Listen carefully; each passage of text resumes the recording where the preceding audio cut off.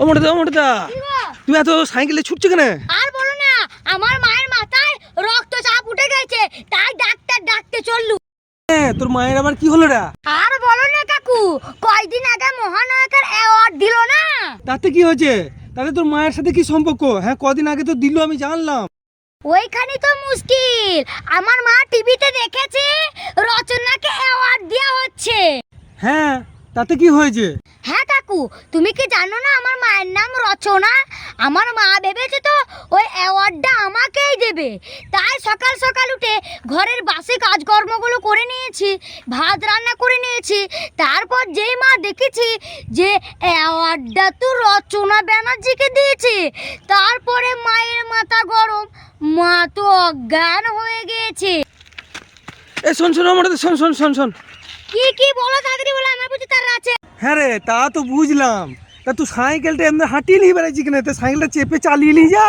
হ্যাঁ কাকু, তোমাকে আমি বললাম না আমার অনেক তাড়া আছে, আমি যদি এখান থেকে সিটের উপরে উঠি তাহলে তো আমার অনেক লেট হয়ে যাবে।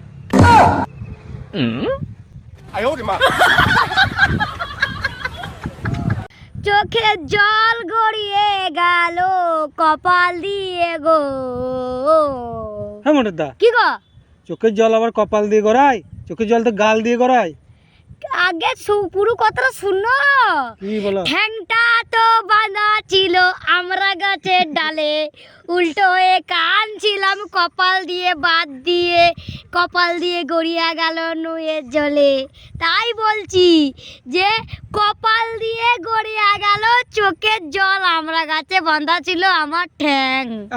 হ্যাঁ, সবাই তো জানে আর সবাই তো বলে যে আজকে মরলে কালকে 2 দিন, কিন্তু আমাদের সমাজে কিছু কিছু ধনী মানুষ আছে যারা গরিবকে মানুষ বলে মানে না। তারাও তো সেই এক অপরবালা সৃষ্টির মানুষ, তাদের রক্ত আমাদের রক্ত তো একই, তাহলে ওদের অত অহংকার কিসের? সিগারেট আর বউ কখনো ক্ষতি করে না যতক্ষণ না আপনি আগুন ধরাচ্ছেন।